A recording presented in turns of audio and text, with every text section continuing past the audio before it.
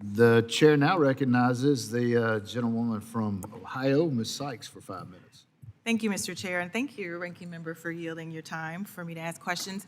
It is certainly Ohio Week in Transportation Infrastructure Committee, so good to see you, Ms. Shook. Thank you for being here today. And thank you to the Chair and Ranking Member for holding this hearing. Ohio has long been a leader in industrialization for generations. And for many folks in my district, that's meant investment in our communities and good paying jobs. And my hometown, Akron, is known as, or maybe formerly known as, the rubber capital of the world. But unfortunately, it's also left our state and my district with far too many derelict and dangerous sites, especially in the absence of environmental regulations, and industries have shifted over the years.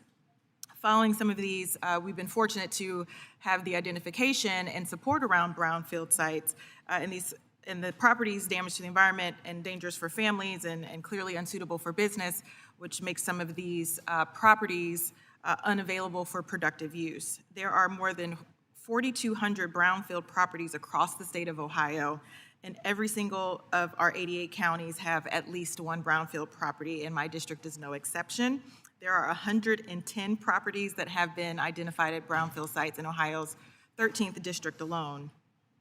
Of these sites, one of them is the Landmark Building in Akron, Ohio. It's right downtown. Actually, our district office is almost directly across the street from it. It was a significant part of our downtown skyline, previously the home to Akron Savings and Loan, but this building has been abandoned. But in 2011, the Department of Development received Brownfield cleanup grants from the EPA and was able to leverage some fundings, and now, fast forward to 2025, it is a productive property, Akron's new Bowery District development, and home to apartment buildings, restaurants, and productive land use, which is exactly what we want these programs to do. Additionally, Rolling Acres Mall, if you've ever seen mall wastelands, Rolling Acres is one of those. It is now an Amazon distribution site. Again, another way in which you've been able to use brownfield development to encourage job growth and development and economic opportunity in our communities.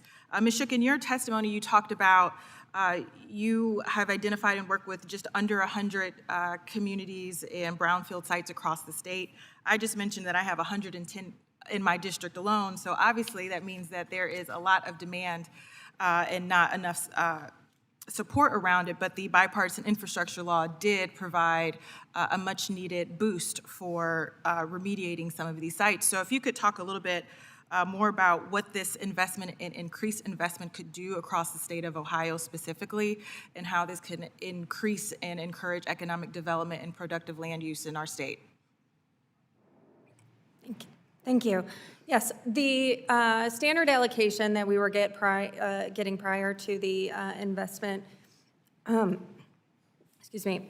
IIJA Act, we were able to complete about 20 assessments per year, in addition to our planning activities and the technical assistance and grant-funded technical assistance we were providing throughout the cleanup process.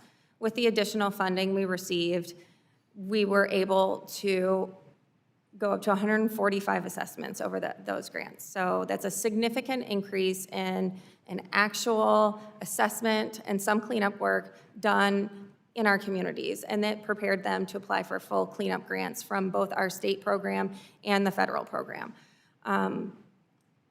We have both the staff and the contractors available to do more work. It's only a matter of how many dollars we get per year. Our standard allocation has been dropping slightly every year as more entities have been applying, and it was a great benefit to the state.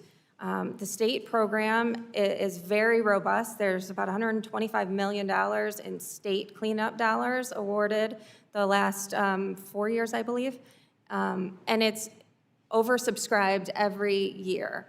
So there's a significant need in the state, and our program is small in comparison, the state EPA Brownfield program is small in comparison to our state development's Brownfield program, but we're there to help all the communities that need that extra assistance, the ones that, need to find a first step, need the roadmap that helps them match dollar for dollar.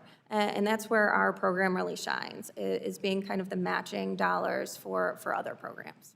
Well, thank you very much for that. And if I can help lift up some of the testimony I've heard from all of you, this is not just about the environment and cleaning up sites, which is very important, but this is about economic development, putting people to work, making sure that we're using our land productively and giving people an opportunity throughout our country, and particularly in Ohio's 13th and across the state. So thank you very much for your testimony. And Mr. Chair, I yield back.